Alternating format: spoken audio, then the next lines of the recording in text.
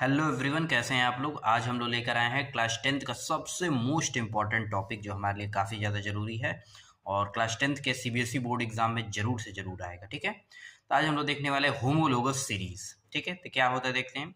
A homologous series is a sequence of compound with some same functional group in which the members are differ by CH2 repeating units they contain. मतलब homologous series एक तरीके का एक family member की तरह होता है जिसके अंदर फंक्शनल ग्रुप जो होगा वो एग्जैक्ट सेम रहेगा, लेकिन एक से दूसरा यूनिट जो रहेगा वो डिफर किसके द्वारा रहेगा, CH2 यूनिट के द्वारा डिफर रहेगा। ठीक है, आगे एग्जांपल देखेंगे तो और क्लियर हो जाएगा। ठीक है, अभी प्रॉपर्टीज देख लेते हैं। ठीक है, properties of homologous series.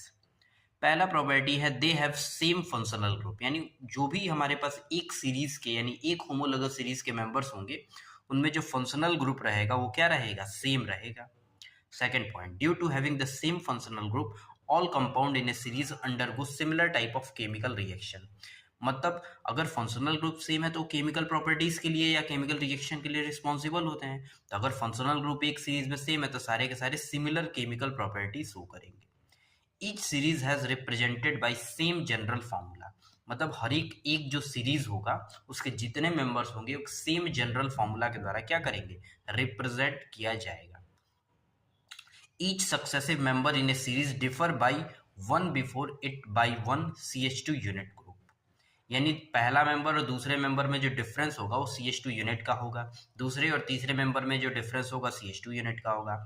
The molecular weight of each of a series are differ by 14 AMU। अब CH2 यूनिट के द्वारा डिफरेंस हो रहा है तो CH2 का मास कितना होता है, 14 AMU होता है। तो एक मेंबर से दूसरे मेंबर जाने पर 14 AMU का मास का डिफरेंस दिखेगा। ठीक है, कोई एग्जांपल लेते हैं, जैसे CH3Cl पहला मेंबर है तो इसमें अब नेक्स्ट मेंबर बनाना है तो क्या करेंगे, CH2 ऐड कर देंगे तो क्या हो जाएगा, CH3CH2Cl सेकंड मेंबर हो गया। थर्ड मेंबर बनाना है तो क्या करेंगे, फिर से CH2 ऐड कर देंगे। देखिए, ठीक है, अब फोर्थ मेंबर बनाना है तो क्या करेंगे, फिर से अगेन CH2 ऐड कर देंगे। फिफ्थ मेंबर बनाना है तो क्या करेंगे, फिर से CH2 ऐड कर देंगे। ठीक है, यानी एक पॉइंट क्लियर है कि जो भी हमारे पास पहला मेंबर होगा उसमें क्या होगा, फंक्शनल ग्रुप क्या होगा, सारे मेंबर्स में सेम होंगे।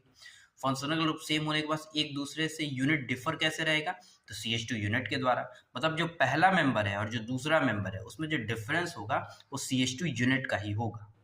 जैसे ये एल्डिहाइड वाला देखिए HCOOH, इसमें CH2 जोड़ दिया तो सेकंड मेंबर बन गया, फिर CH2 जोड़ दिए थर्ड मेंबर बन गया, फिर CH2 जोड़ दिए फोर्थ मेंबर बन गया। एसिड ग्रुप लगाया तो CH2 जोड़े तो फिर सेकंड मेंबर, फिर CH2 जोड़ दिए थर्ड मेंबर। अल्कोहल में भी सेम काम किया गया। ठीक है, तो इस तरीके से फंक्शनल ग्रुप सेम रहेगा और CH2 यूनिट का डिफरेंस रहेगा, उसी को होमोलॉग